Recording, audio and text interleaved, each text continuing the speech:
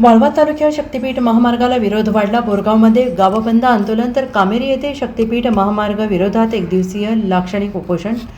सांगली जिल्ह्यातील वाळवा तालुक्यात शक्तीपीठ महामार्गाला विरोध वाढताना दिसतो आहे, कारण वाळवा तालुक्यातील बोरगावमध्ये गावबंद आंदोलन तर कामेरी येथे शक्तीपीठ महामार्ग विरोधात एकदिवसीय लाक्षणिक उपोषण करण्यात आलेलं आहे।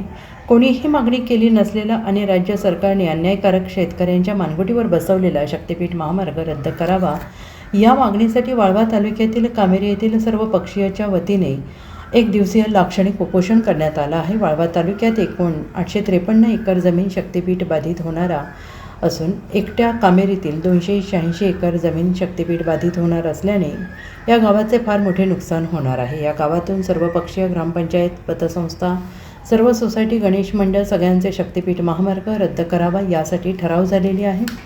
सरकारच्या अन्यायकारक शक्तीपीठ महामार्ग विरोधात कामेरी ग्रामस्थांच्या वतीनं एक दिवसीय लाक्षणिक उपोषण करण्यात आलं आहे। तर दुसरीकडे शक्तीपीठ महामार्गाला विरोध करत वाळवा तालुक्यातील बोरगावात आज नागरिकांनी बंद पाळत गावातील सर्व व्यवहार बंद ठेवले आहेत। गावातील सर्व दुकाने, व्यावसायिक आस्थापने आणि व्यवहार पूर्णपणे बंद ठेवून वाळवा तालुक्यातून जाणाऱ्या शक्तीपीठ महामार्गाला विरोध आणि शासनाच्या निर्णयाचा जाहीर निषेध करण्यात आला आहे। यामुळे या तालुक्यातून शक्तीपीठ महामार्गास विरोध होतो आहे। आज या ठिकाणी कामेरी तालुका वाळवा जिल्हा सांगली आज या ठिकाणी लाक्षणिक उपोषण यामध्ये या उपोषणाचा उद्देश शासनाचं लक्ष वेधून घ्यावं यासाठी एक दिवसाचं लाक्षणिक उपोषण आम्ही इथं करतोय। कामेरीमध्ये जवळजवळ 215 एकर प्राथमिक आकडा आहे तो 215 एकर जमीन आमची या शक्तीपीठ महामार्गाच्या खाली जाते असं समजते।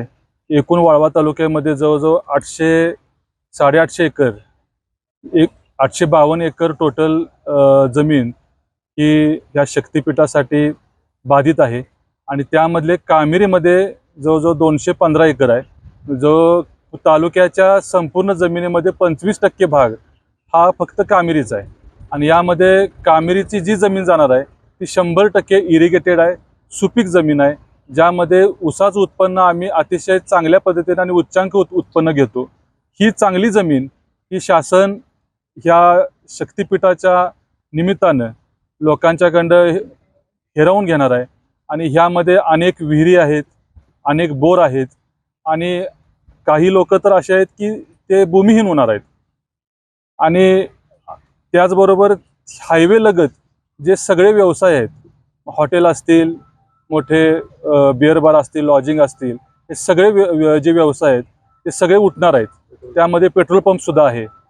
कामेरीपासून येडेनिपाणी फाट्यापर्यंत दोन्ही बाजूला जे चांगले व्यवसाय आहेत ते सगळे व्यवसाय या शक्तीपीठाच्या खाली घडले जाणार आहेत आणि त्यामुळे या आमच्या गावाचा सगळ्यात जास्त मोठं नुकसान आहे। शेतीच्या बाबतीत जर विचार केला तर ह्या हायवेची उंची जवळजवळ 15 ते 20 फूट आहे।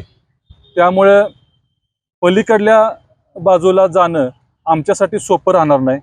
अर्ध क्षेत्र पलीकडे राहणार, अर्ध क्षेत्र अलीकडे असणार आणि दोन्ही बाजूला पावसानंतर पाणी साचण्याची शक्यता फार मोठी आहे आणि याच्यामुळं आमच्या गावाचं मोठं नुकसान आहे आणि ते नुकसान शक्यतो भरून निघणं हे आमच्यासाठी फार अवघड आहे।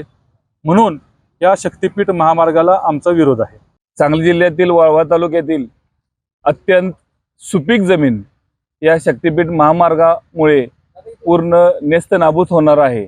तर शक्तीपीठ महामार्गाचा